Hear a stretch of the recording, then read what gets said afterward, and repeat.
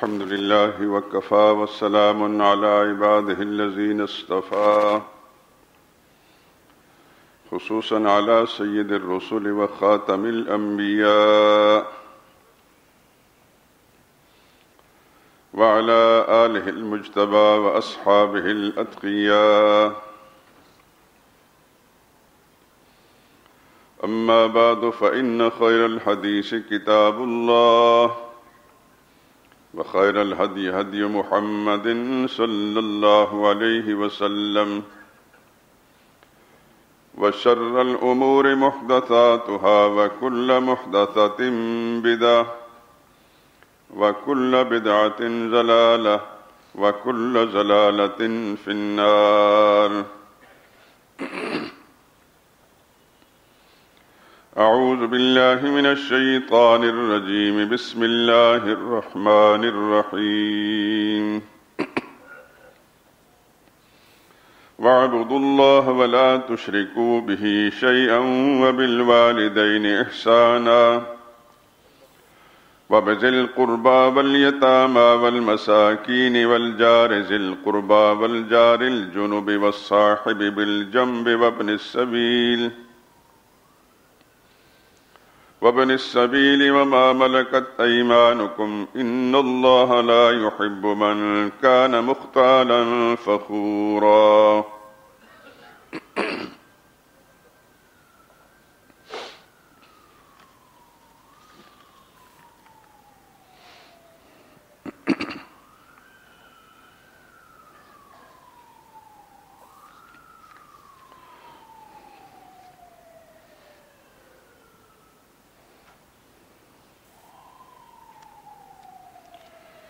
وقال الله تعالى في مقام آخر: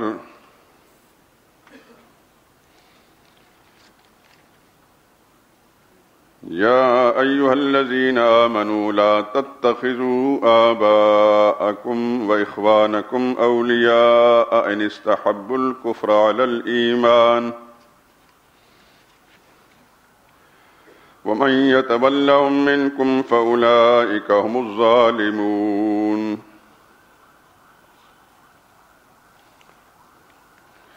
قل إن كان آباؤكم وأبناؤكم وإخوانكم وأزواجكم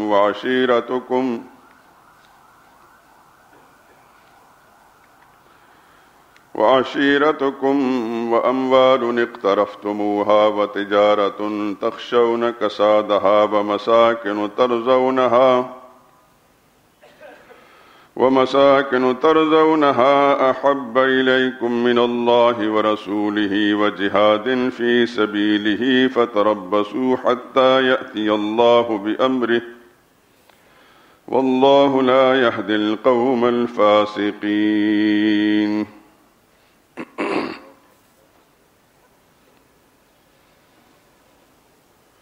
درود پاک پڑھ لیں.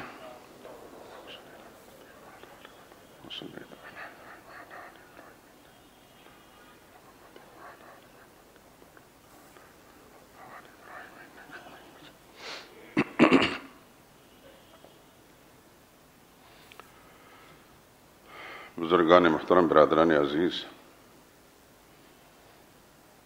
سورہ نساء کی آیت نمبر 36 جو پہلے تلاوت کی ہے، اس سے پہلے کئی ہفتوں سے یہی آیت کریمہ تلاوت ہوتی چلی آ رہی ہے، اور ہر موقع پر میں نے اس کا ترجمہ بھی ساتھ پیش کیا ہے اور آج چھوڑ دیا ہے.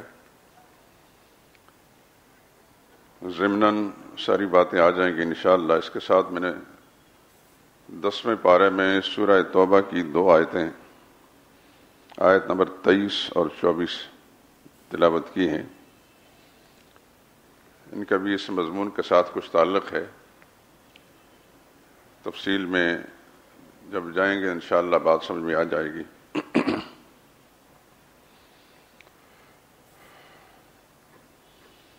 سورہ نساء کی جو آیت جس پس منظر میں تلاوت کی جاتی رہی وہ حقوق کی بات.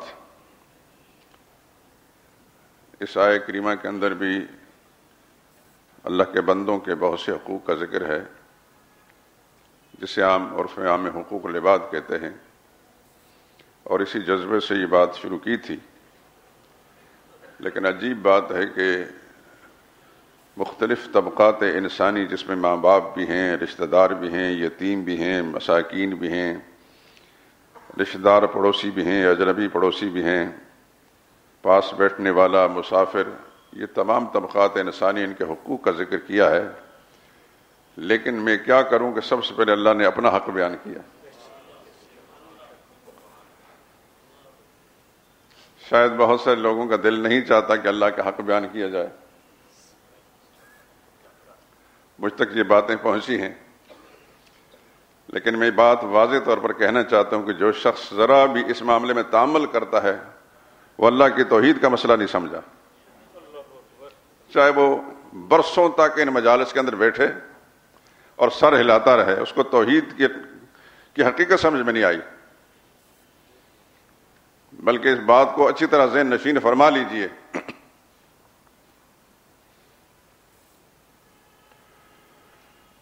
اللہ کی توحید کے معاملے میں ایک بال کی مقدار میں بھی کہیں دراڑ آ جائے گی نا، دنیا کی ساری محبتیں اور سارے معاملات اور ساری عبادات تباہ و برباد ہو جائیں گی. اس بات کو ذہن میں رکھیے. قرآن کریم کو جب آپ غور سے تلاوت کرتے ہیں اور ہر نبی کا قصہ پڑھتے ہیں تو نبیوں کی تعلیمات کے اندر آپ کو نماز کی تفصیلات نہیں ملیں گی، روزے کے مسائل نہیں ملیں گے، حج اور زکوٰۃ کے مسائل نہیں ملیں گے. ہر نبی کی دعوت کے اندر اللہ کی توحید کا مسئلہ ہوگا. کہیں سے بھی کسی نبی کا تذکرہ بھی آپ قرآن کریم کھول کر دیکھ لیجئے. یہ بات میں آپ حضرات کے ذہن نشین کرانا چاہتا ہوں. اس کی اہمیت کو سمجھیے. میں کوئی دیوانہ نہیں ہوں کہ بار بار اس بات کو میں کہتا ہوں، مجھے ہر بات سمجھ میں آتی ہے الحمدللہ. لیکن مجھے یہ بات بھی معلوم ہے کہ جتنے بھی حقوق بیان کیے جائیں طبقات انسانی کے، سب سے بڑا حق اللہ کا ہے. اور اگر مسئلہ توحید کی تفصیلات آپ کے ذہن میں باقی رہ گئی ہوں تو میں تھوڑا سا اشارہ دے دیتا ہوں کہ اللہ کو واحد لا شریک ماننا ہے، اس کی ذات میں بھی، اس کی صفات میں بھی، اس کے اختیارات میں بھی اور اس کے حقوق میں. تو حقوق ہیں اللہ کے، تبھی تو اس کو واحد لا شریک ماننے سے توحید کا مسئلہ پورا ہوتا. یہ جتنی عبادات ہیں سب اللہ کے حق ہیں. نماز ہے، روزہ ہے، حج ہے، زکوٰۃ ہے، صدقہ ہے، خیرات ہے، طواف ہے، اعتکاف ہے، قربانی ہے، یہ سب عبادت کی قسم ہیں اور سب اللہ کے حقوق ہیں. ان میں سے کوئی ایک حق اللہ کے کسی بھی بندے کو، چاہے وہ پیغمبر کیوں نہ ہو، اس کو بھی نہیں دیا جا سکتا.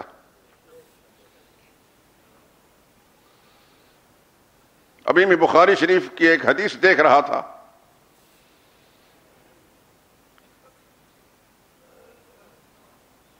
کسی موقع پر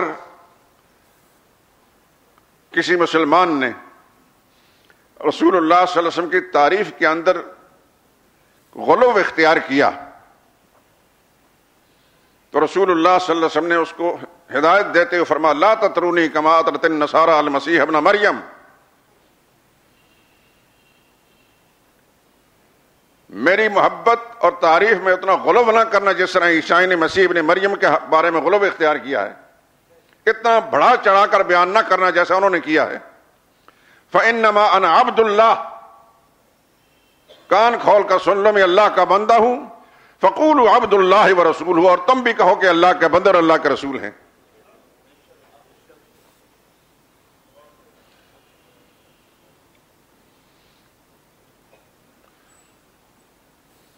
جس انسان کو توحید کی حقیقت نہیں سمجھ میں آئی اس کو کچھ بھی نہیں سمجھ آیا. میں واضح الفاظ میں کہتا ہوں، چاہے وہ مولوی ہے، چاہے وہ پیر ہے، چاہے وہ حکمران ہے، چاہے وہ دنیا کے کسی بھی شعبے سے رکھنے والا انسان ہے، اس کو کچھ بھی سمجھ میں نہیں آیا. میں ایک صوفی، ایک بزرگ، بہت بڑا ولی اللہ، سلسلہ سہروردیہ کے بانی خواجہ شہاب الدین سہروردی رحمۃ اللہ تعالی علیہ، امام ربانی سیدنا شیخ عبد القادر جیلانی رحمہ اللہ کا ساتھ ان کا بڑا گہرا تعلق تھا.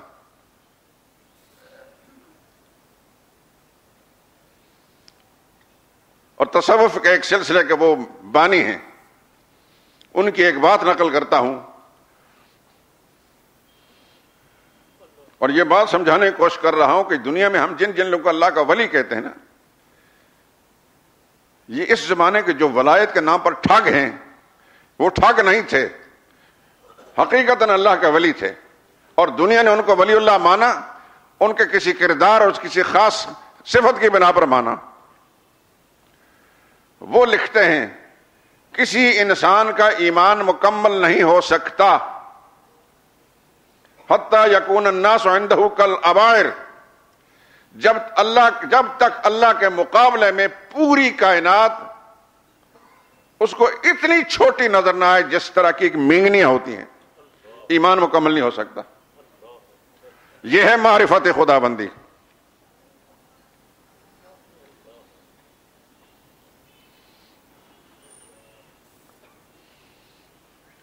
اور اللہ کی ذات وہ ہے کہ جس کے بارے میں اگر کوئی آدمی کھود کورید کرے تو وہ ایسے دلدل میں پھنس جائے گا کہ وہ ڈوبتا ہی چلا جائے گا، نکل نہیں سکے گا۔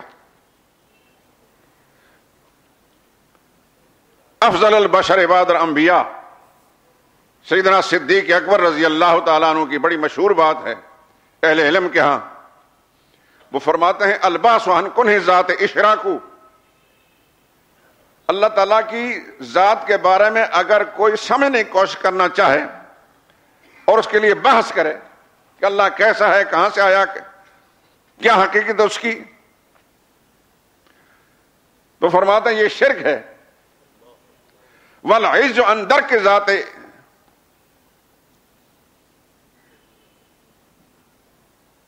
اور اگر کوئی شخص یہ اعتراف کرے کہ میں کچھ بھی کر لوں میں اللہ کی ذات کی حقیقت تک نہیں پہنچ سکتا، ادراکو، یہ ہے اصل میں اللہ کی معرفت۔ اپنی عاجزی کا اعتراف کر لے، اللہ اتنا بڑا ہے کہ کسی بھی پہلو سے اس کی ذات کو سمجھنا ہمارے لیے ممکن نہیں۔ اور کائنات انسانی کا وہ سب سے بڑا انسان نبیوں کے بعد، یہ اس کا قول میں نقل کیا ہے، والعز عن درک ذات ادراکو، ہاتھ کھڑے کر لینا، عاجزی کا اعتراف کر لینا کہ اللہ کی ذات کا ادراک ہم نے، یہی اصل میں ادراک ہے۔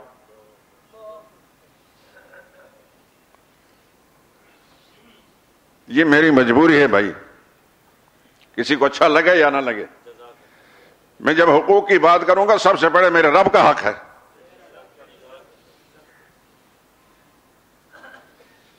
اور اس میں جب تک مجھے اطمینان نہیں ہوگا میں یہ خیانت نہیں کر سکتا۔ میں نے بتایا تھا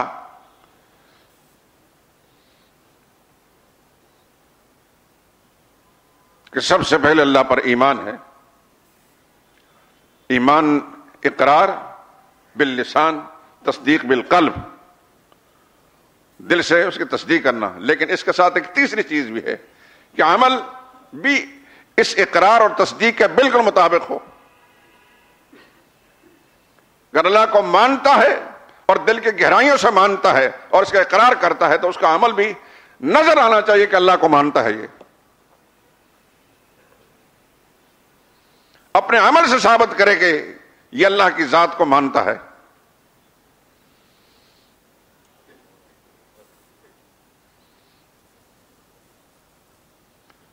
اور اگر اس کے عمل سے یہ معلوم نہیں ہوتا تو صرف زبانی کلامی دعوے ہیں یا لاف ہے۔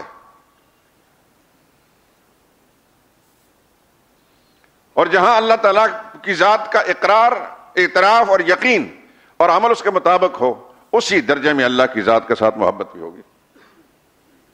میں پچھلے جمعے اور سے پچھلے جمعے شاید یہ بات اشارہ دے چکا ہوں کہ ایمانیات کی جتنی قسمیں بھی ہیں، اللہ پر ایمان ہے، نبیوں پر ایمان ہے، کتابوں پر، ان سب کے ساتھ ساتھ یقین اور ایمان کے ساتھ ساتھ محبت بھی لازمی ہے۔ آپ رسول اللہ پر ایمان رکھتے ہیں تو حضور کی محبت سے اپنے دل کو خالی کر سکتے ہیں، وہ ایمان ہوگا؟ جبکہ اللہ کے نبی نے فرمایا کہ جو شخص ساری کائنات سے بڑھ کر، اپنے ماں باپ سے بڑھ کر، اپنی اولاد سے بڑھ کر مجھے پیارا نہیں سمجھتا، اس کا ایمان نہیں ہے۔ جس کی نظروں میں اس کے ماں باپ سے زیادہ محبوب نہیں، اس کی اولاد سے زیادہ محبوب نہیں، ساری کائنات سے میں زیادہ محبوب نہیں، وہ مومن نہیں ہے۔ یہ میرا دعویٰ نہیں، رسول اللہ کا فرمان ہے۔ حضرت انس اس کے راوی ہیں جو 24 گھنٹے رسول اللہ صلی اللہ علیہ وسلم کی خدمت میں رہتے تھے۔ تو تمام ایمانیات کی حقیقت یہ ہے کہ جس پر ایمان رکھنا ہے اس کے ساتھ محبت لازمی ہے، اور محبت لازمی ہے تو اس کی اطاعت بھی لازمی ہے۔ اسی لیے قرآن کریم کے اندر جا بجا اطیعوا اللہ واطیعوا الرسول، اطیعوا اللہ واطیعوا الرسول ومن یطع اللہ ورسولہ یدخلہ جنات، جو اللہ کی اطاعت کرے گا، اللہ کے رسول کی اطاعت کرے گا، اللہ اس کو جنتوں میں داخل کرے گا۔ اسلوب بدل بدل کا قرآن کریم نے یہ مسئلہ سمجھایا۔ ومن یطع اللہ ورسولہ فاولئک مع الذین انعم اللہ علیہم، جو اللہ کے اطاعت کرے گا، اللہ کے رسول کی اطاعت کرے گا، اللہ ان کو ان لوگوں کے ساتھ شامل کرے گا جن پر اللہ نے انعام کیا ہے۔ وہ انبیاء ہیں، صدیق ہیں، شہداء ہیں اور صالحین ہیں۔ جو اللہ رسول کی اطاعت کرتا ہے اس کا حشر ان کے ساتھ ہوگا۔ اطاعت کا معنی معلوم ہے؟ اطاعت کہتے ہیں حکم ماننے کو، آسان لفظوں میں کسی کی بات ماننا یہ اطاعت ہے۔ اور اللہ کا مطالبہ قرآن کریم کے اندر ایمان کے ساتھ اطاعت کا بھی ہے۔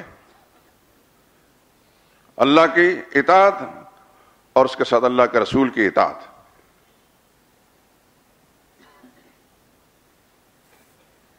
وَمَن يُطِعِ اللَّهَ وَرَسُولَهُ وَيَتَّقِ فَأُولَٰئِكَ هُمُ الْفَائِزُونَ، جو اللہ کی اطاعت کرتا ہے، اللہ کے رسول کی اطاعت کرتا ہے اور تقوی بھی اختیار کرتا ہے، ایسے لوگ کامیاب ہیں۔ یہ قرآن کریم مختلف آیات میں پڑھ رہا ہوں۔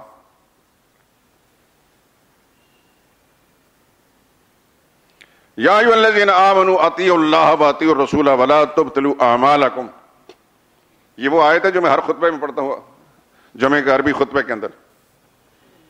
سورہ محمد کی آیت ہے صلی اللہ علیہ وسلم، اے ایمان والو اللہ کی اطاعت کرو، اللہ کے رسول کی اطاعت کرو، اور ان کی اطاعت سے منہ موڑ کر اپنا سب کچھ برباد مت کرو۔ وَمَن يُطِعِ اللَّهَ وَرَسُولَهُ فَقَدْ فَازَ فَوْزًا عَظِيمًا، جو اللہ کی اطاعت کرے، اللہ کے رسول کی اطاعت کرے گا، وہ کامیاب ہو گیا، لیکن معمولی نہیں، بہت بڑی کامیابی مل گئی۔ اور یہ بھی آپ قرآن کریم کی تلاوت کے دوران پڑھتے ہیں۔ اللہ کرے کہ میری یہ بات جو ہمیشہ میری تمنا رہتی ہے کہ ہر مسلمان تلاوت کرتا ہو۔ تلاوت کرتے ہیں نا؟ آپ سے ہاتھ کھڑا کریں، ناراض نہ ہونا، اللہ آپ کو جزائے خیر عطا فرمائے۔ میں اس لیے کہ میں ایک لالچی آدمی ہوں، میں چاہتا ہوں کہ میرے کہنے پر کوئی قرآن کی تلاوت کرے گا تو مجھے بھی فائدہ ملے گا، مجھے یہ لالچ ہے۔ اور آپ کی دنیا آخرت کی بھلائی ہے، آپ کی نسلوں کے سدھار ہے۔ اللہ کرے کہ جو میں چاہتا ہوں ایسا ہی ہو۔ قرآن کریم کی تلاوت کے دوران آپ نے پڑھا ہوگا وَمَن يُطِعِ الرَّسُولَ فَقَدْ أَطَاعَ اللَّهَ، جو رسول کی اطاعت کرے گویا اس نے اللہ کی اطاعت کر لی۔ رسول کس کے بھیجے ہوئے ہیں؟ تو ان کی بات کو ماننا ایسا ہی جیسے اللہ کی بات کو ماننا۔ تو ایمان کا تقاضا محبت بھی ہے اور ایمان کا تقاضا اطاعت بھی ہے۔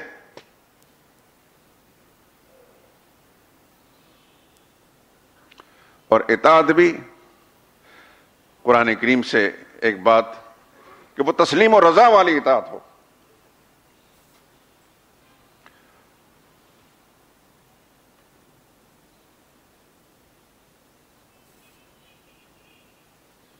قرآن کریم کے اندر ایک مقام میں اللہ نے فرمایا فلا وربک،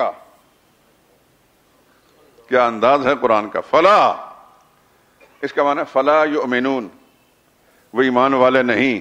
پھر اللہ خود اپنی قسم کھاتے ہیں وربک، تیرے رب کی قسم، لا یؤمنون، مومن نہیں ہے۔ فلا وربک لا یؤمنون، پہلے بھی لا ہے، اگلے لا کے بعد یؤمنون بتا دیا، اگلا لا کے بعد یؤمنون وہ پہلے لا کے بعد بھی ہے، گو اس کا ذکر نہیں کیا۔ فلا یؤمنون وربک لا یؤمنون، مومن نہیں، تیرے رب کی قسم مومن نہیں۔ حتی یحکموک فیما شجر بینہم، جب تک یہ ایمان کا دعوے دار اپنے جھگڑوں کے اندر اے میرے نبی آپ کو منصف نہ بنا لے، ثم لا یجدوا فی انفسہم حرجا مما قضیت، اور پھر آپ کا جو فیصلہ آ جائے ان کے جھگڑوں کے اندر تو اس فیصلے کو سننے کے بعد دل میں کوئی تنگی نہ لائے، کوئی کدورت نہ لائے، وَيُسَلِّمُوا تَسْلِيمًا، پوری طرح اس کو دل و جان سے تسلیم کر دے۔ یہ ہے تسلیم و رضا۔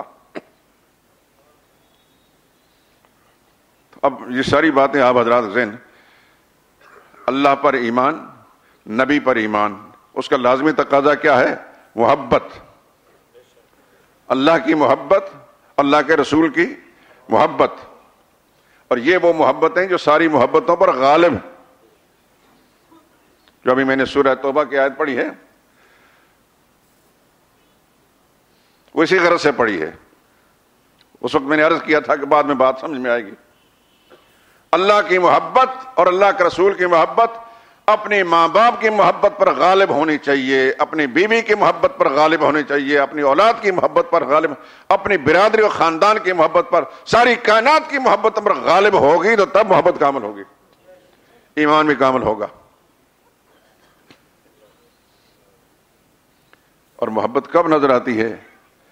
جب انسان کوئی کردار ادا کرتا ہے نا، اس کے انگ انگ سے پھر رسول اللہ کی اور اللہ اور رسول کی محبت نظر آتی ہے۔ کوئی کام بھی اللہ اور رسول کی مرضی کے خلاف نہیں کرتا ہو،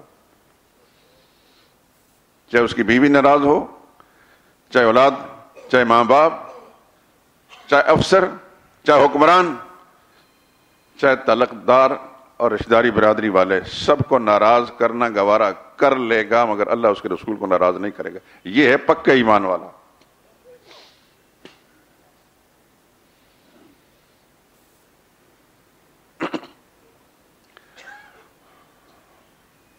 ہماری مشکل یہ ہے کہ ہم جس دور کے اندر زندگی گزار رہے ہیں اس میں ہمیں جب کوئی مثالیں نہیں ملتی پھر پلٹ کر پھر 1400 برس پیچھے چلتے ہیں۔ انہی مجلسوں کے اندر ایک صحابی جو بہت بڑے نام والے نہیں تھے، بہت بڑی شان والے نہیں شمار ہوتے تھے، حضرت مصعب بن عمیر، سب کہیں رضی اللہ تعالی عنہ، یہ مکہ کے رہنے والے تھے، ایک امیر ماں کے بیٹے تھے اور اکلوتے بیٹے اور لاڈلے بیٹے۔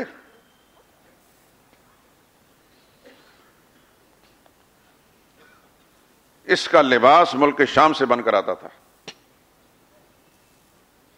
اور اتنے جوڑے لائے جاتے تھے کہ ہر جوڑا جو ایک دفعہ پہن لیا پھر دوبارہ ماں ان کو نہیں پہناتی، نیا جوڑا پہناتی تھی۔ اندازہ کر لیں کتنی عمارت تھی، اور یہ کیسے لاڈلے تھے۔ لیکن جب آفتاب رسالت کا طلوع ہوا، محمد رسول اللہ صلی اللہ علیہ وسلم کی نبوت کا ظہور ہوا، جہاں اور بہت سے خوش نصیب رسول اللہ کے دامن سے وابستہ ہوئے، حضرت مصعب بن عمیر خدا کی ارب و رحمت نازل ہوں، وہ بھی رسول اللہ پر ایمان لے آئے صلی اللہ علیہ وسلم و رضی اللہ تعالیٰ عنہ۔ ماں مشرکہ تھی، ماں کو جب پتہ چلا تو بہت غیظ و غضب کا اظہار کیا اور بیٹے کو ڈانٹا،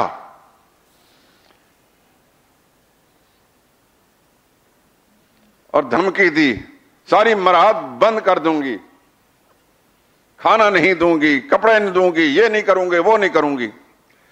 لیکن محمد رسول اللہ پر ایمان لانے والے وہ لوگ تھے جسے کہتے ہیں یہ نشہ وہ نشہ نہیں جسے کوئی ترشی اتار دے۔ صحابہ کا معاملہ ایسا ہی تھا۔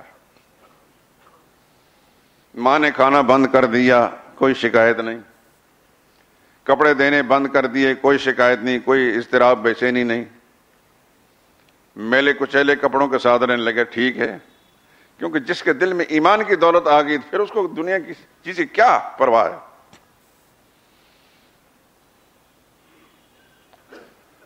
آخری حربہ استعمال کیا ماں نے کہ اب جھک جائے گا، بھوک ہڑتال کر دی، کھانا نہیں کھاؤں گی، مر جاؤں گی، کھانا نہیں کھاؤں گی جب تک محمد سے بغاوت کا اعلان نہیں کرو گے۔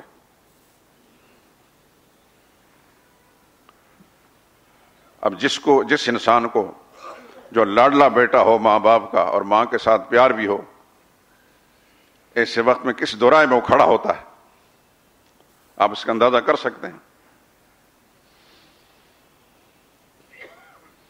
لیکن جس کا ایمان سچا تھا محمد رسول اللہ صلی اللہ علیہ وسلم پر، اس کی زبان سے یہ نکلا، میری اماں تو مر بھی جائے تیری موت مجھے گوارا ہے، رسول اللہ کی بغاوت مجھے گوارا نہیں۔ نعرہ تکبیر! اس کا نام ایمان ہے، یہ ساری محبتوں پر غالب آ جاتی۔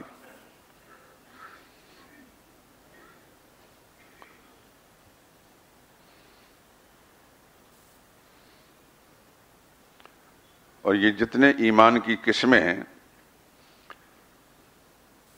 اللہ پر ایمان، اللہ کے رسولوں پر ایمان، اللہ کی کتابوں پر ایمان، فرشتوں پر ایمان وغیرہ ذالک، ان میں سب سے پہلے کس پر ایمان ہے؟ ناراض تو نہیں ہوتے کہ کیوں بار بار اللہ کا نام لے رہے ہیں؟ کیونکہ مجھ تک یہ بات پہنچی ہے، میں واضح کر دینا چاہتا ہوں، ساری دنیا ناراض ہو جائے، میرے رب کی قسم جس کی سچی کتاب میرے ہاتھ کے اندر ہے، میں اپنے رب کا دامن نہیں چھوڑوں گا۔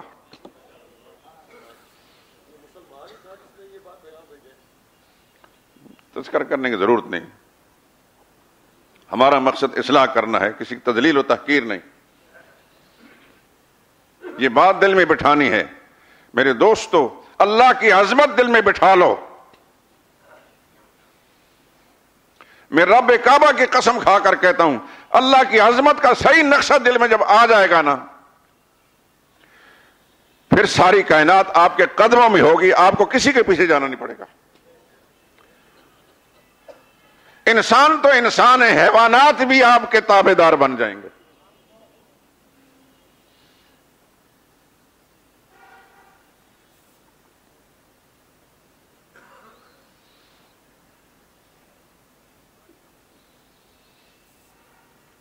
بس اتنی ضرورت ہے کہ اللہ کی عظمت کو پہچان جائیں، صرف زبانی نہ کہیں کہ اللہ ہمارا خالق ہے، محسوس کریں، پہلے دل میں یہ دھیان لائیں کہ جس کو ہم خالق کہہ رہے ہیں، اپنا مالک اور رازق کہہ رہے ہیں، واقعتاً ہماری حقیقت ایسی ہی ہے، اس کی عظمت بھی اتنی ہی ہے، اس کی عظمت کا نقشہ ہمارے دل اور دماغ پر اتنا ہی ہے جیسا وہ ہے۔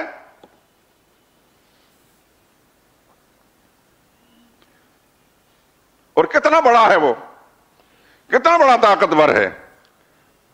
کیا قرآن کریم کی تلاوت کے دوران یہ نہیں دیکھا آپ نے؟ وَالْأَرْضُ جَمِيعًا قَبْضَتُهُ يَوْمَ الْقِيَامَةِ، قیامت کے دن ساری زمین اللہ کی مٹھی میں ہوگی۔ کتنا بڑا ہے۔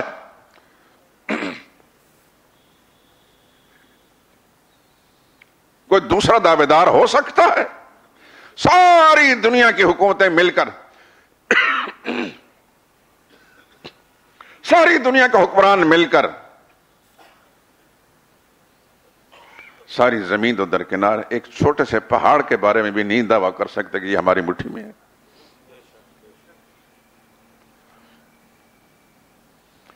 وَالسَّمَاوَاتُ مَطْوِيَّاتٌ بِيَمِينِهِ، اور سارے آسمان، کتنے آسمان ہیں؟ 7۔ قرآن کہتا ہے سارے آسمان اللہ تعالیٰ لپیٹ کر اپنے دائیں، قدرت کے دائیں ہاتھ میں لے لیں گے۔ سبحانہ وتعالی عما یشرکون۔ وہ کہتا ہے اپنی کتاب کے اندر، تسبح لہ السماوات سبع، اسی کے گن گاتے ہیں ساتوں آسمان بھی، والارض، اور زمینیں بھی، ومن فیہا، جو کچھ ان کے درمیان ہے، آسمانوں میں یہ زمین، سب کچھ اللہ کی عظمت کے گن گاتے ہیں۔ وَإِن مِّن شَيْءٍ إِلَّا يُسَبِّحُ بِحَمْدِهِ، کون سی ایسی چیز ہے جو اللہ کے تسبیح و تحمید نہ کرتی ہو؟ وَلَٰكِن لَّا تَفْقَهُونَ تَسْبِيحَهُمْ، اے دھرتی پر پھرنے چلنے والے انسان، تو اللہ کی ان مخلوقوں کی تسبیح کو نہیں سمجھ سکتا، لیکن کائنات کا ذرہ ذرہ اللہ کی تسبیح بیان کر رہا ہے۔ یہ اللہ کا اعلان ہے قرآن کریم، سورہ بنی اسرائیل پڑھ کر دیکھیں، کیا انداز ہے۔ ساتوں آسمان اللہ کی تسبیح کر رہے ہیں۔ تسبیح کا معنی معلوم ہے؟ تسبیح کا معنی معلوم ہے افسوس کہ مسجد شہداء کے نمازیوں کو تصویر کا بنانا، ورنہ ایک آواز بلند ہوتی سبحان اللہ. اور کیا معنی ہے سبحان اللہ کا؟ اللہ پاک ہے کس چیز سے؟ ساری کمزوریوں سے، ساری خامیوں سے، سارے نقائص سے، سارے عیوب سے پاک ہے، شریکوں سے پاک ہے. گویا زمین و آسمان کا ذرہ ذرہ اللہ کی وحدانیت کا اعلان کر رہا ہے. اس انسان کو اب بھی نہیں سمجھ میں آتی بات.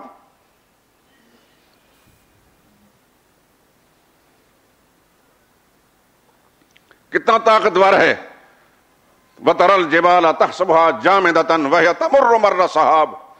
جب اللہ تعالیٰ نے پہاڑوں کو ہلائے گا تو یوں اڑیں گے جس طرح روئی کے گالے اڑتے ہیں، جس طرح آسمان میں بادل چل رہا ہوتا ہے. وَهِيَ تَمُرُّ مَرَّ السَّحَابِ. یہ پہاڑ یوں چلیں گے جیسے آسمان میں بادل چلتے ہیں. سن اللہ الذی اتقن. یہ اللہ کی کاریگری ہے، اس نے جمایا تھا، آج وہ اڑا رہا ہے. کون روک سکتا ہے؟ میرے دوستو، قرآن کریم کی آیات پر غور کر کے اللہ کی عظمت کا نقشہ دل میں بٹھائیں.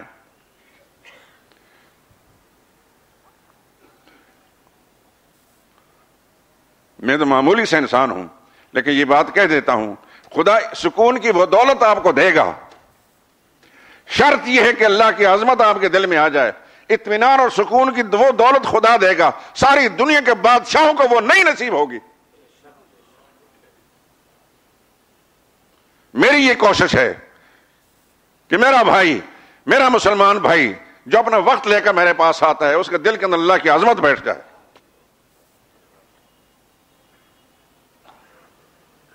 میں آپ کے لیے دعا گو ہوں، آپ میرے لیے دعا کریں کہ میں جس طرح زبان سے کہتا ہوں اللہ حقیقتاً مجھے بھی ایسا بنا دے.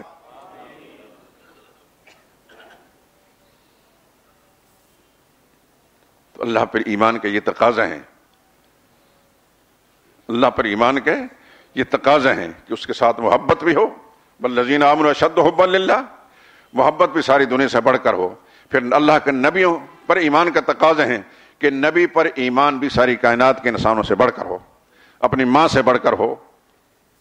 مصعب بن عمیر کو دیکھتے نہیں رضی اللہ تعالیٰ عنہ. یہ قصہ میں نے کیوں بیان کیا ہے؟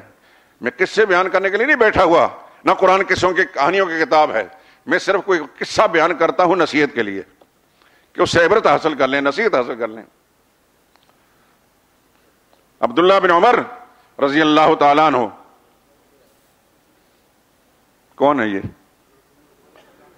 سیدنا فاروق اعظم رضی اللہ تعالیٰ عنہ کے فرزند ہیں اور شاخ صحابہ میں سے شمار ہوتا ہے، یعنی رسول اللہ کے اداؤں پر مر مٹنے والے. کیوں تو سارے ہی ایسے تھے، لیکن کسی کو جزوی خصوصیت حاصل تھی. مدینہ منورہ سے مکہ معظمہ کا سفر میں سرور کائنات صلی اللہ علیہ وسلم کے ساتھ تھے. اور یہ ذہن میں رہنا چاہیے کہ سفر اکثر پیدل ہوتے تھے. بنگلے نہیں تھے، گاڑیاں نہیں تھی، ٹرک اور بسیں نہیں تھی. کہیں کسی کے پاس کوئی اونٹ یا گھوڑا ہوتا تو سفر کرتے تھے، لیکن بالعموم سفر پیدل ہوتے تھے. یہ رسول اللہ کے ساتھ ہوتے تھے، سب ساتھ ہوتے تھے. لیکن ان کا تذکرہ عام طور پر کتابوں میں لکھا جاتا ہے کہ راستے میں چلتے چلتے رسول اللہ صلی اللہ علیہ وسلم نے اصل راستے کو چھوڑ کر دائیں بائیں کہیں کسی بھی غرض کے لیے رسول اللہ صلی اللہ علیہ وسلم چند قدم نکالے ہیں، انہوں نے اس جگہ کا نشان بنا لیا. جب بھی وہاں سے گزرے انہی قدموں پر گزرے جہاں رسول اللہ صلی اللہ علیہ وسلم راستہ چھوڑ کر گزرے تھے. کسی نے پوچھا حضرت وہاں کیا کام تھا آپ کا؟ کہنے لگے مجھے کام نہیں تھا، میں نے اپنے حبیب کو دیکھا ہے، اپنے محبوب کو دیکھا، محمد مصطفیٰ صلی اللہ علیہ وسلم یہاں سے ادھر سے ہو کر گزرا تھا، لہذا مجھے کسی اور کام سے کیا غرض، میں اللہ کے نبی کے اداؤں کو اپنا رہا ہوں. انہی کا قصہ ہے کہ ان کا ایک فرزند، ایک بچہ، بچوں کے عام طور پر لاوالی پن ہوتا ہے، بچے کھیلتے ہیں، ایک دوسرے پر چیزیں پھینکتے ہیں. ایک بچہ جو ہے کنکر لے کر پھینک رہا تھا، انگوٹھے پر پکڑ رکھا اور دوسری انگلی سے پھینک دیا. انہوں نے منع کیا بیٹے کو، اس سے کوئی شکار تو ہوتا نہیں، اس طرح اگر اندھا دھند کنکر پھینکیں گے کسی کی آنکھ میں لگ جائے گا اور نقصان ہوگا. بچے بعض اوقات ناسمجھ ہوتے ہیں، کسی کو بات سمجھ میں آتی ہے، کسی کو سمجھ جلدی نہیں آتی. اس وقت انہوں نے یہ بات نہیں مانی، یعنی وہ اس طرح کھیلتے رہے. عشق رسول کا یہ پیکر رضی اللہ تعالیٰ عنہ، انہوں نے قسم کھائی، رب کعبہ قسم، جب تک زندہ ہوں تم سے بات نہیں کروں گا. میں نے تمہیں اللہ کے نبی کا فرمان سنایا تھا.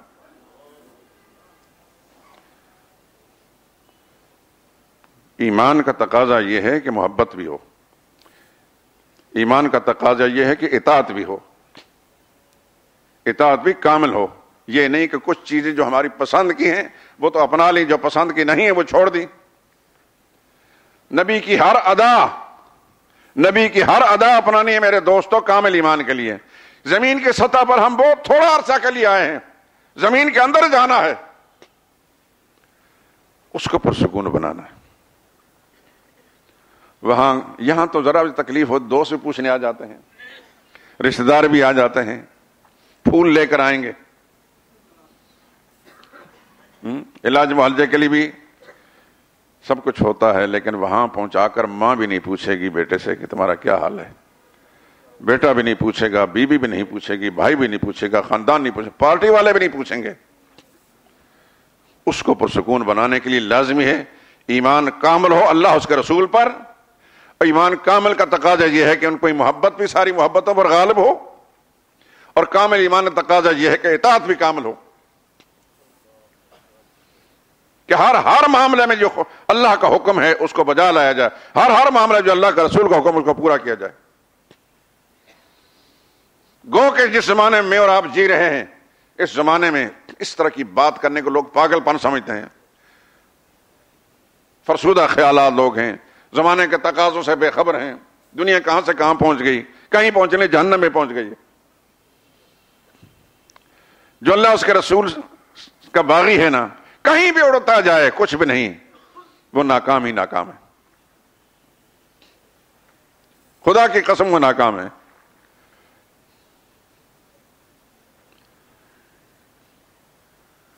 یہاں رائے بینڈ میں ہمارے تبلیغی دوستوں کا جو مرکز ہے، اللہ اسے قائم رکھے، اور پوری عالمی سطح پر جو اس کے خلاف سازشیں ہو رہی ہیں اللہ پاک ان تمام سازشوں کو ناکام کر دے. یہاں فرانس کا ایک پادری مسلمان ہو کر آیا، اور جو بہت بڑا ڈاکٹر بھی تھا اور سائنسی علوم سے بھی آگاہ تھا. میں لمبی باتیں نہیں کرتا، مختصر بات کہتا ہوں. دین کے جب چسکا اس کو ملا، وہ ساری راحتیں اور وہاں کی مراعات اور وہاں کی رنگینیاں چھوڑ کر جب یہاں آیا، اور آپ جانتے ہیں یہاں گئے ہوں گے، اکٹھا بیٹھ کر زمین پر کھانا کھاتے ہیں، ایک پیالے میں سب پانی پیتے ہیں. یہاں آ کر بتایا جاتا کہ کوئی جراثیم نہیں ہوتا. جب دین کی محبت دل میں بیٹھ جاتی ہے نا، رسول اللہ کی حال ہر ادا اس کو اچھی لگتی ہے. اس نے کہا بہت ساری باتیں تو میں نہیں بتا سکتا آپ کو، لیکن چند باتیں کہتا ہوں کہ خدا کے لیے یہ نہ چھوڑنا. ایک سر کی پگڑی اور یہ ڈھیلا ڈھالا لباس جو پہنتے ہو، تم لوگوں کے دل میں اس کی اہمیت ہے یا نہیں؟ ہم زمانہ ہے کفر کے اندر، میں اور میری برادری کے تمام کفار اس پگڑی سے اور ڈھیلے لباس سے اس قدر خوف زدہ ہوتا تھا جیسا کہ موت آ گئی ہو. اتنا رعب ہوتا تھا ہم پر. اور یہ مل بیٹھ کر جو کھانا ہے اس کا بھی بڑا رعب ہوتا تھا. یہ دو باتیں اس نے کی، اور بہت ساری کی ہوں گی، میں دو آپ کے سامنے نقل کر رہا ہوں. نبی کی ادا کو جب انسان اپناتا ہے نا، تو میں پہلے کہہ چکا ہوں کہ ساری دنیا آپ کے قدموں میں ہوگی، ساری دنیا مرعوب ہوگی. قرآن کہتا ہے یریدون لیطفئوا نور اللہ بافواہہم، یہ دین کے دشمن چاہتے ہیں کہ اللہ کے دین کے نور کو اپنے پروپیگنڈوں سے اس کو بجھا دیں، اپنے منہوں سے بجھا دیں، اپنے پروپیگنڈوں سے بجھا دیں. وہ پرنٹ میڈیا کے ذریعے سے، الیکٹرانک میڈیا کے ذریعے، پروپیگنڈے کے ذریعے سے اس دین کو بے اثر کر دیں. وَيَأْبَى اللَّهُ إِلَّا أَن يُتِمَّ نُورَهُ، ان کی ساری تدبیروں کو میرا رب ناکام کر کے اللہ اپنے دین کو غالب کر کے چھوڑے گا. اللہ کے نبی نے فرمایا قیامت آنے سے پہلے روئے زمین کا کوئی ٹکڑا ایسا نہیں ہوگا کوئی ٹیلا ایسا نہیں ہوگا، کوئی ہموار جگہ ایسی نہیں ہوگی جہاں میرا پیغام نہ پہنچے۔ اور آپ حضرات پوری دنیا میں گھومتے ہیں، میں تو پوری دنیا میں نہیں گھوما، نہ میرے پاس وسائل ہیں، لیکن آپ پوری دنیا میں گھومے پھرے ہوں گے، جہاں جائیں گے یہ درویش آپ کو وہاں ملیں گے۔ اس وقت بڑی رکاوٹیں ڈالی جا رہی ہیں ویزا دینے میں، لیکن میرے اللہ نے جس دین کو جہاں پہنچانا ہے وہ پہنچ کر رہے گا، لیکن یہ ذمہ داری میری اور آپ کی ہے۔ سب سے پہلے ہم نے خود سیکھنا ہے۔ خفترا خفتہ کہ کند بیدار، فارسی کا محاورہ ہے، ایک سونے والا کسی سونے والے کو کیسے جگائے گا؟ جب ہم خود سوئے ہوں گے، خود ہی ہمیں اللہ رسول کے احکام کا پتہ نہیں ہوگا، ان سونے والوں کو ہم کیسے جگائیں گے؟ کیا پاکستان میں رسول اللہ صلی اللہ علیہ وسلم تشریف لائے تھے؟ ہندوستان میں تشریف لائے تھے؟ افغانستان میں تشریف لائے تھے؟ چائنا اور روس میں پہنچے تھے؟ تو یہ دین کیسے پہنچ گیا؟ میں اور آپ یہاں مسجد بنا کر کیسے بیٹھے ہوئے ہیں؟ رسول اللہ کے غلاموں نے اپنی ذمہ داری کو سمجھا اور پھر اس کو پہنچایا۔ پوری دنیا کے اندر رسول اللہ نہیں گھومے، رسول اللہ کے غلام پہنچے ہیں۔ اب بھی بہت سارے صحابہ اکرام کی قبریں روس میں ہیں، یہ جو آزاد ہونے اور ریاستیں میں ہیں۔ افغانستان میں تو 2 قبریں میں دیکھ کر آئے ہوں صحابہ کی، آپ کے پاکستان میں بھی ہیں، لیکن ہماری چونکہ ترجیحات بدلی ہوئی ہیں۔ سندھ کے علاقے کے اندر ہیں، مشرقی جنوبی پنجاب کے اندر صحابہ کرام قبریں ہیں، لیکن ہماری ترجیحات چونکہ سوچیں بدلی، ہم دوسری چیزوں کا تذکرہ کرتے ہیں۔ ہم نے صحابہ کرام کے تذکروں کو پڑھنا بھی مناسب نہیں سمجھا۔ کون صحابی کیا تھا، کہاں گیا، کہاں اس کے آخر وقت آیا، کہاں اس کی قبر بنی؟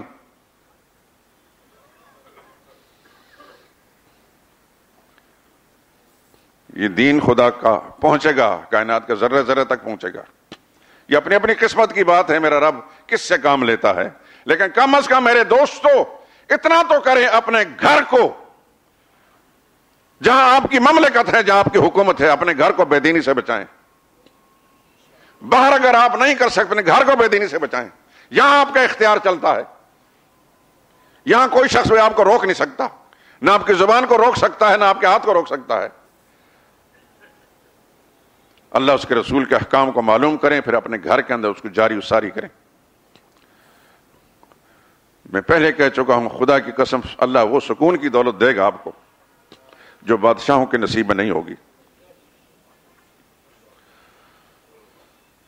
فارسی کا ایک شعر ہم نے پڑھا تھا، گدارا چو حاصل شبد نان شام، چنا خوش بخسبت کے سلطان شام۔ ایک اللہ والے کو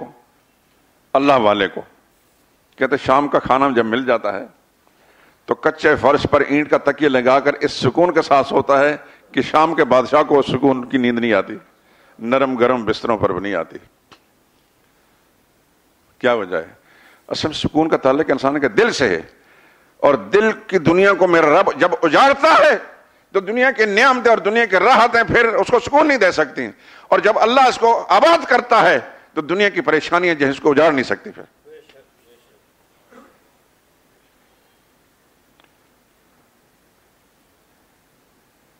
قرآن کریم ایک ایسا سمندر ہے، اس میں جتنا غوطہ لگائیں موتی چن کر لائیں گے۔ ابھی آیت میں نے کتنے دنوں شروع کی ہوئی ہے، لیکن ابھی اس کو پہلی بات پوری نہیں ہوئی۔ وَعْبُدُ اللَّهَ، اللہ سب سے بڑا ہے، اس کا حق بھی سب سے بڑا ہے۔ اس کو مان لیں، دل سے مان لیں کہ اللہ سب سے بڑے ہیں۔ نماز میں اگر اللہ اکبر کہتے ہیں تو دل کے احساس کے ساتھ کہیں اللہ اکبر، اللہ کو میں سب سے بڑا مانتا ہوں، ہر پہلو سے اللہ کو سب سے بڑا مانتا ہوں، اس کا حق بھی سب سے بڑا ہے۔ میں نے نمونے کے طور پر چند باتیں ذکر کر دی آپ کے سامنے، گو کہ بہت سارے دل چاہتا ہے۔ پھر اللہ کے بعد اللہ کے رسول کا حق ہے، نبی کا حق ایمان، نبی کا حق محبت، نبی کا حق اطاعت، اور اطاعت بھی کامل۔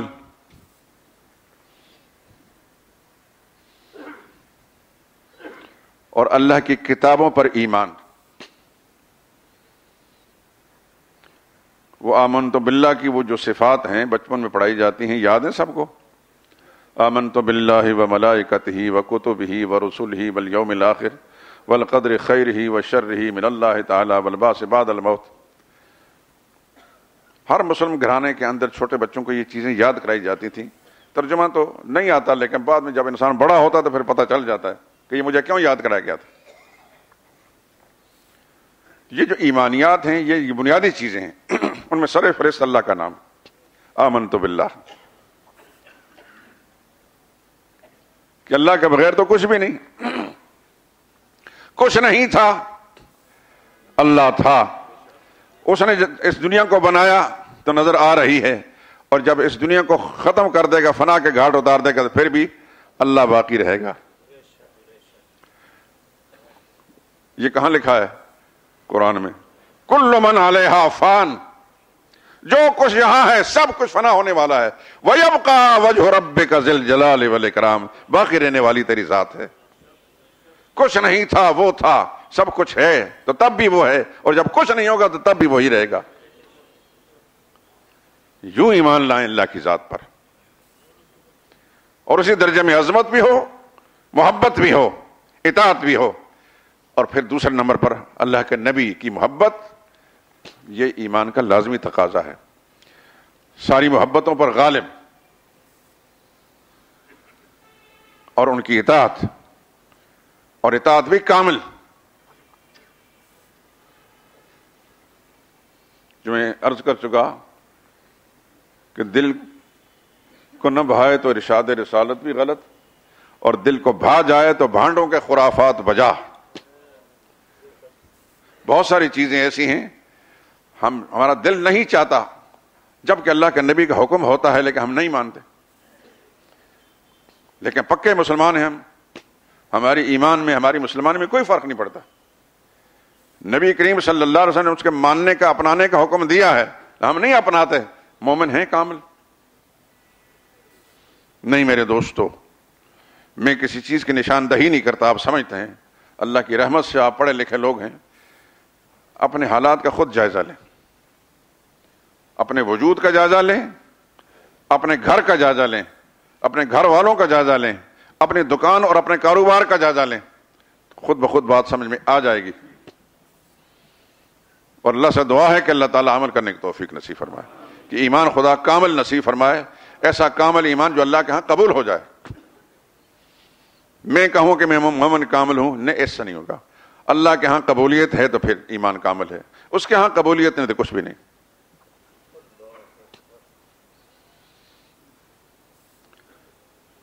تو نبی کا بھی حق ہے ہم پر، نبی کا بھی حق ہے، نبی پر ایمان لانا یہ اسلام کا تقاضا ہے۔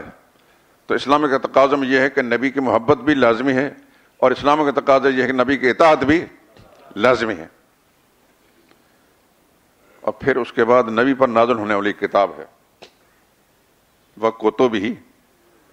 یوں تو مسلمان ساری کتابوں کو مانتے ہیں، مانتے کہ نہیں مانتے؟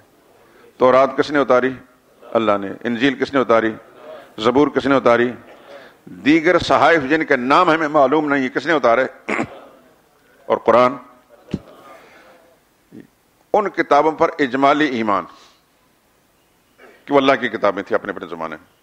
قرآن پر تفصیلی ایمان، اس کے ہر نقطے پر، ہر امر پر ایمان، ہر نہیں پر ایمان۔ اللہ نے جو کرنے کا حکم دیا اس پر بھی ایمان، جس سے روکا ہے اس پر بھی ایمان۔ یہ ہے قرآن پر کامل ایمان۔ اگر قرآن کے ہر امر کو نہیں مانتے یا ہر نہیں کو نہیں مانتے تو اس کا مطلب قرآن پر کامل ایمان نہیں۔ تو ایمان کامل کا تقاضا یہ ہے کہ قرآن کریم پر ایمان رکھیں اور اس پر تفصیلی ایمان رکھیں۔ جہاں کرنے کا حکم دیا اس پر ایمان کہ کرنا ہے، جہاں روکا ہے نہیں کرنا تو اس پر ایمان کا نہیں کرنا، خود بھی نہیں کرنا اور اپنے دائرہ اختیار کے اندر بھی کہ نہیں کرنے دینا۔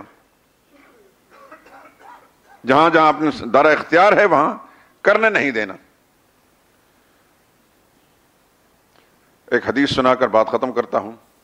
رسول اللہ صلی اللہ علیہ وسلم کا ارشاد ہے، حدیث کی ساری کتابوں میں ہے، مشکات کے اندر میں، من احب للہ جو کسی سے پیار کرتا ہے صرف اللہ کے لیے، وَأَبْغَضَ لِلَّهِ، اور کسی سے کوئی بغض رکھتا ہے تو صرف اللہ کے لیے، اپنی ذات کے لیے نہیں۔ مجھے کسی نقصان پہنچایا، مجھ سے کوئی گندی بات کی تو میں اس کے ساتھ بغض رکھنا شروع کرتا ہوں، یہ نہیں۔ اس لیے اس سے بغض رکھتا ہوں کہ وہ اللہ کا باغی ہے، اس لیے اس سے پیار کرتا ہوں کہ اللہ کا محبوب ہے۔ من احب للہ، جو اللہ کی وجہ سے پیار کرے، اللہ کی وجہ سے بغض رکھے، وآتا للہ، اور اللہ کی وجہ سے کسی کو دے اور اللہ ہی کی وجہ سے کسی کوئی چیز روک لے، فقد استکمل الایمان، ایسے شخص کا ایمان کامل ہے کہ اس کی محبت بھی اللہ کے لیے ہے، اس کا بغض بھی اللہ کے لیے ہے، اس کا لینا دینا بھی اللہ کی وجہ سے ہے۔ اللہ سب کو ایسی صفت نصیب فرمائے۔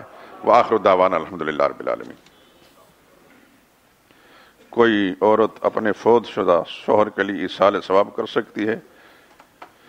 جیسے قرآن پڑھ کر، درود شریف پڑھ کر، ایصال ثواب کے دوسرے کام وغیرہ کوئی کہتا ہے کہ عورت اپنے شوہر کو ثواب نہیں دے سکتی، وہ جاہل آدمی ہے۔ ہر مسلمان مرد اور عورت اپنے شوہر کو، اپنی بیوی کو، اپنے بہن بھائیوں کو، اپنے استادوں کو، اپنے بڑوں کو، بزرگوں کو، ہر مسلمان کو ایصال ثواب کر سکتا ہے۔